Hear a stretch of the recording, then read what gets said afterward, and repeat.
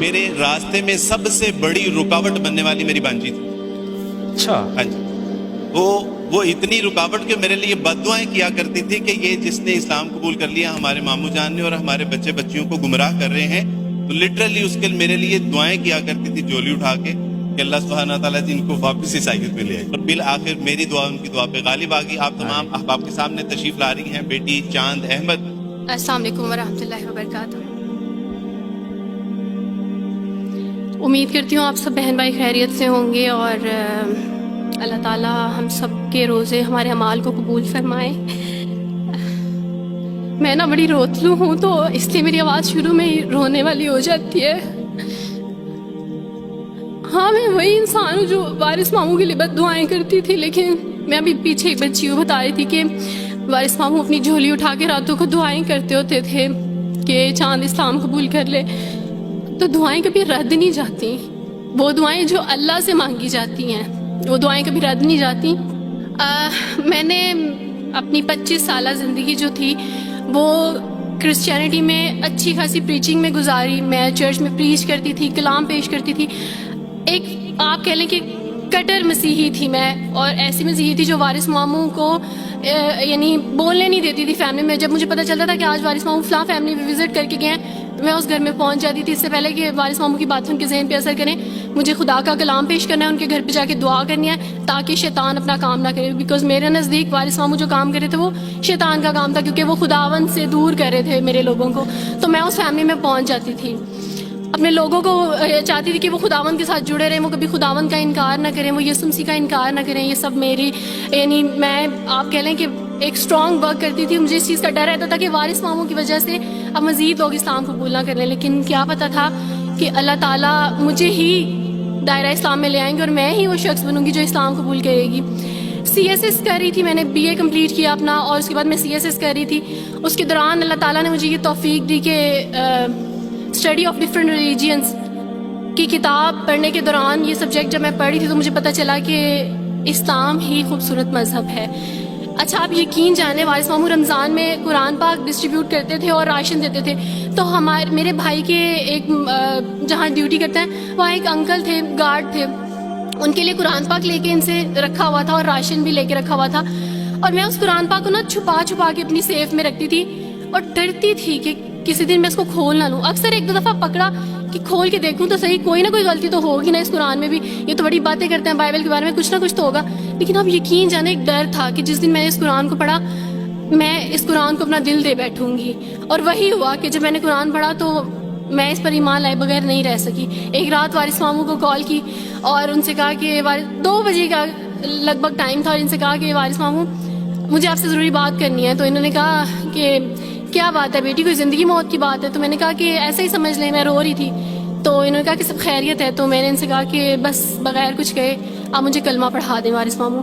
اور وارث ماموں اور میں بالکل خاموش تھے. یعنی وارث ماموں کہتے ہیں کہ اس وقت مجھے لگا کہ جیسے میرا دل پھٹ جائے گا. مجھے یقین نہیں آ رہا تھا اپنے کانوں پہ کہ وہ جو سب سے بڑی رکاوٹ تھی وہ مجھے خود کہہ دیا کہ مجھے کلمہ پڑھا دیں. اور میں نے ان سے 5 منٹ کا یعنی اسپیس لی کال پہ, اور 5 منٹ میں نے دعا کی.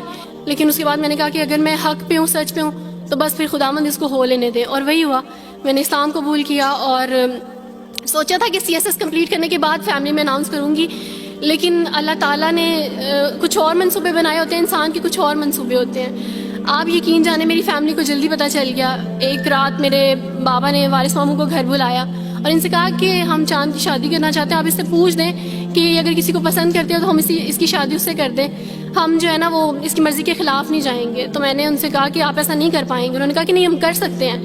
مجھے یہ تھا کہ مجھے پچھتاوا نہ رہے کہ میں نے شاید اس دن پاپا سے بات کرتی تو پاپا مان جاتے. تو میں نے ان سے کہا کہ پاپا میں ایک مسلمان مرد سے شادی کروں گی, آپ ایسا میرے لیے کر سکتے ہیں؟ اگر آپ کسی مسلمان سے میری شادی کریں گے تو ٹھیک ہے, میں شادی کرنے کے لیے تیار ہوں. میرے گھر میں ایک سناٹا چھا گیا, اور اس خاموشی کے بعد جو ہے یعنی سب فیملی والے رونے شروع ہو گئے. انہوں نے کہا کہ آپ اپنے مذہب میں واپس آ جاؤ. لیکن یہ ہے کہ میں دین اسلام قبول کر چکی تھی. آپ یقین جانے جس طرح لوگ مختلف ہیں اسی طرح ان کے مسائل بھی مختلف ہیں. مجھے مینٹلی بے انتہا ٹارچر کیا گیا. مینٹلی مجھے یعنی اس چیز کا احساس دلوایا گیا کہ ماما پاپا روتے ہیں. میرے پاپا نے آپ یقین جانے خود کو پھانسی لگانے کی کوشش کی میری آنکھوں کے سامنے. میری ماما نے خود پہ پیٹرول ڈال دیا اور خود کو جلانے کی کوشش کی میری آنکھوں کے سامنے. اور میں اپنے روم میں بیٹھی یہ کہتی تھی کہ اللہ اگر میں حق پہ ہوں نا تو میری فیملی کو کچھ نہیں ہونا چاہیے. پھر بہرحال مجھے میری فیملی سے نکال دیا گیا یہ اس ڈر سے کہ میری وجہ سے دوسرے بہن بھائی بھی اس راہ پہ نہ چلے جائیں. اور وارث ماموں کو بلا کے مجھے گھر بھیج دیا گیا, ان کے گھر بھیج دیا گیا.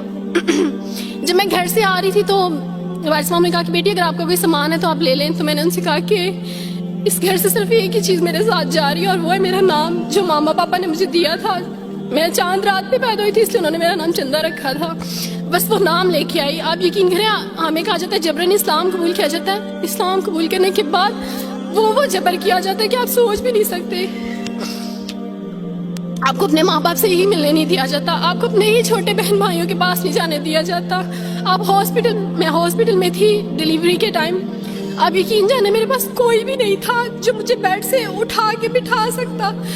ایسے موقع پہ مجھے اپنے اپنوں کی ضرورت تھی, لیکن میرے اپنوں کے جبر نے میری ماما کو مجھ سے دور رکھا, میرے بہن بھائیوں کو. میرے کرسچن کولیگس نے ہی میری فیملی کو پریشرائز کیا کہ اس کو فیملی سے نکال دیں, کیونکہ اگر آپ اس کو ملیں گے تو مزید لوگ بھی عبدالوارث کی طرح چندہ کی طرح اسلام قبول کریں گے. میں نا ہاسپٹل میں لوگوں سے کہتی تھی کہ مجھے بیڈ سے اٹھا کے بٹھا دیں, سیزیرین کے بعد میں اٹھ نہیں سکتی, میرا بیبی رو رہا ہے, کوئی مجھے بیبی پکڑا سکتا ہے. آئیڈیا ہی نہیں تھا ہاسپٹل میں کیا کیا لے کے جاتے ہیں. میرے پاس ایک ایسا دوپٹہ نہیں تھا جو میں چینج کر سکتی. ایسے موقعوں پہ آپ یقین جانے آزمائش اور جبر اسلام قبول کرنے کے بعد ملتا ہے. مجھے آپ سب سے توقع ہے, آپ سب اسلامک اداروں سے توقع ہے کہ اب آپ ہمارے لیے اسٹیپ لیں. ہمارے اپنوں نے تو ہمیں چھوڑ دیا, انہوں نے جو ہمارے ساتھ جبر کیا اس جبر کے بدلے آپ ہمارے ساتھ نیکی کریں. اب آپ کیا اسٹیپ لیتے ہیں نیو مسلمس کے لیے جن پر یہ الزام لگایا جاتا ہے کہ ان پہ جبر کیا جا رہا ہے. ہم پہ جبر نہیں, ہم پہ جبر اسلام قبول کروانے والوں نے نہیں کیا, بلکہ جن کے گھروں سے ہم آئے تھے اسلام قبول کرنے کے بعد جبر تو ان کی طرف سے تھا. کبھی اکٹھے بیٹھ کے روئیں گے.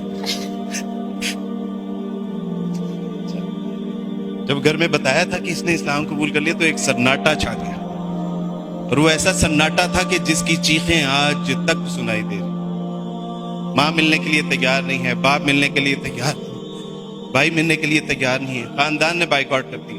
کوئی بات نہیں, وہ بچے یہ سارے آپ کے بہن بھائی بیٹھے ہوئے ہیں. اللہ سبحانہ و تعالیٰ نے ہم سے ہمارے ناقص بہن بھائی لے لیے, لیکن الحمدللہ امت مسلمہ کے بہترین بہن بھائی ہمیں عطا فرما دی. اس میں ہمیں اللہ کا شکر ادا کرنا ہے. الحمدللہ.